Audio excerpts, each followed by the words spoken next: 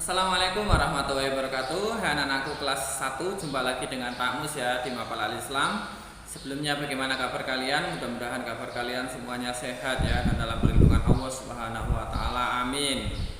Oh ya anak-anakku semuanya, di pertemuan kali ini Pak Mus akan menyampaikan materi tentang kisah Nabi Adam. Sebelum kita belajar, marilah kita berdoa bersama-sama dengan kita membaca basmalah bersama-sama. Bismillahirrahmanirrahim. Terima kasih. Disimak ya anak-anak ya penyampaian materi dari Pak Mus tentang kisah Nabi Adam. Kisah Nabi Adam alaihi salam.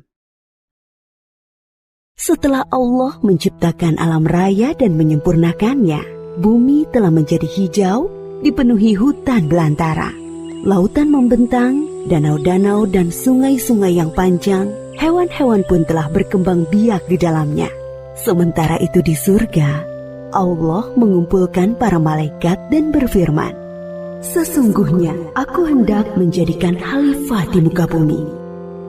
Para malaikat bertanya, "Apakah engkau hendak menjadikan orang yang merusak dan menumpahkan darah di sana, sedangkan kami bertasbih memujimu dan mensucikan namamu?" Allah berfirman, "Aku mengetahui apa yang tidak kamu ketahui." Kemudian Allah menciptakan manusia yang hendak dijadikan khalifah itu adalah dari tanah liat kering. Setelah sempurna penciptaannya, Allah meniupkan ruh ke dalamnya. Manusia pertama ini dinamai Adam. Berbeda dengan para malaikat, Adam dikaruniai akal sehingga mempunyai kemampuan berpikir yang kuat. Allah mengajari Adam tentang benda-benda yang ada. Kemudian Allah memperkenalkan Adam kepada penghuni surga dan berkata kepada malaikat, "Sebutkanlah benda-benda ini." Para malaikat tidak bisa menyebutkan benda-benda itu. Lalu Allah menyuruh Adam menyebutkan benda-benda itu, dan Adam bisa menyebutkan semuanya. Allah berfirman, "Sujudlah kamu kepada Adam." Maka semua malaikat tersungkur sujud kepada Adam untuk menghormatinya. Tetapi iblis tidak mau sujud. Allah menegur iblis, "Kenapa kamu tidak sujud kepada Adam?" "Aku lebih baik dari dia. Engkau ciptakan aku dari api, sedangkan dia dari tanah." Allah berfirman, "Keluarlah dari surga. Kamu terkutuk dan terlaknat sampai hari kiamat." Iblis lalu berkata, "Ya Robbi, berilah saya umur panjang sampai hari kiamat, dan aku akan menggoda dan menyesatkan semua manusia, kecuali hamba-hambamu yang ikhlas di antara mereka." Allah berfirman, "Kamu diberi umur panjang sampai hari yang ditentukan. Sesungguhnya kamu tidak bisa menjerumuskan hamba-hambaku. Yang mengikutimu hanya orang-orang yang sesat." Adam tinggal dengan bahagia di surga. Kemudian Allah menciptakan Hawa, wanita pertama dari tulang rusuk Adam. Semakin bahagia, Adam dan Hawa tinggal di surga. Semua serba ada dan indah luar biasa. Makanan lezat berlimpah, baju beraneka dan indah, istana megah, sangat nyaman untuk tempat tinggal. Mereka bebas berjalan-jalan ke seluruh penjuru surga yang teramat luas dan indah. Allah hanya melarang mereka berdua mendekati sebatang pohon. Adam dan Hawa patuh terhadap larangan itu. Mereka tidak pernah mendekati pohon terlarang itu. Iblis yang mendengarkan larangan itu langsung menyusun rencana. Dia berusaha sekuat tenaga dan menggerakkan segenap pikiran untuk menjerumuskan Adam dan Hawa agar melanggar larangan Allah. Allah yang Maha Tahu memperingatkan Adam dan Hawa, "Hai Adam, setan itu adalah musuhmu dan juga musuh istrimu. Berhati-hatilah, jangan sampai dia mencelakakan kalian dan mengeluarkan kalian dari surga." Iblis selalu mencari kesempatan untuk menggoda Adam dan Hawa dengan berbagai cara, halus maupun terang-terangan.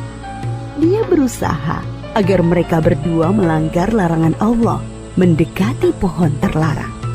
Iblis berkali-kali membujuk mereka dengan bersumpah, bahwa dia hanya menginginkan kebaikan dengan kebahagiaan Adam dan Hawa. Iblis berkata, Pohon kuldi adalah pohon kekekalan. Jika engkau memakan buahnya, maka akan kekal seperti para malaikat di surga. Dia juga berkata, akan menunjukkan kepada mereka kerajaan yang kekal.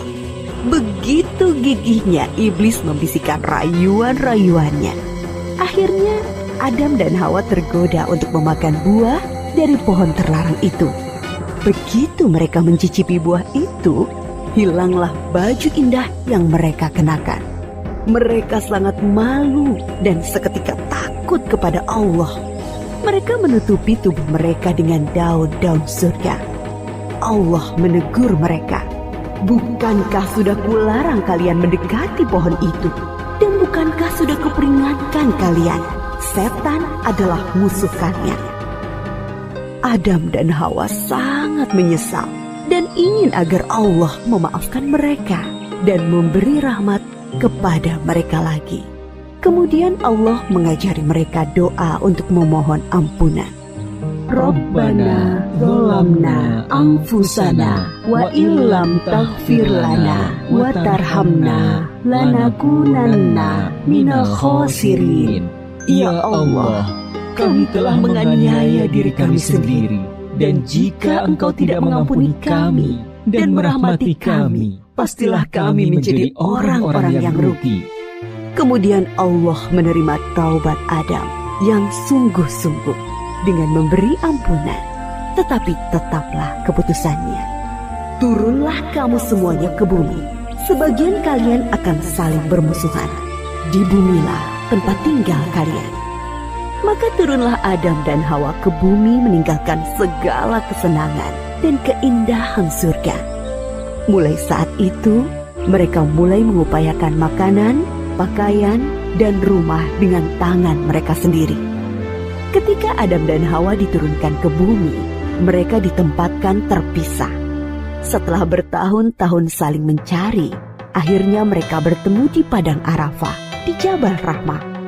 Mereka berdua bekerja keras dengan tenaga dan pikiran untuk membangun kehidupan di bumi dan terus tekun beribadah kepada Allah Subhanahu wa Ta'ala.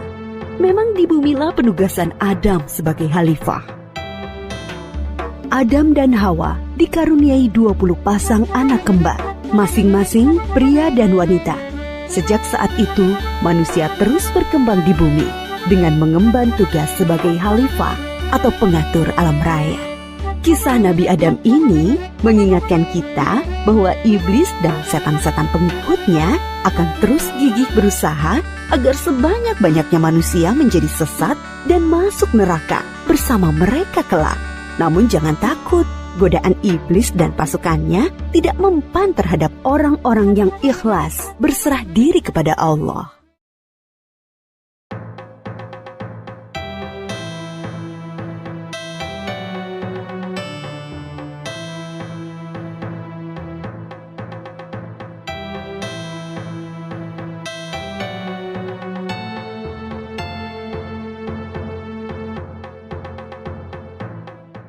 Alhamdulillah ya anak-anak ya, penyampaian materi pada pertemuan pagi hari ini berjalan dengan lancar. Jangan lupa belajar dan mudah-mudahan puasa Ramadan kalian dapat berjalan dengan lancar ya anak-anak ya. Marilah pertemuan pada pagi hari ini kita akhiri dengan kita membaca hamdalah bersama-sama. Alhamdulillahirabbil alamin. Cukup sekian dari Pak Mus. Billahi taufiq wal hidayah. Wassalamualaikum warahmatullahi wabarakatuh.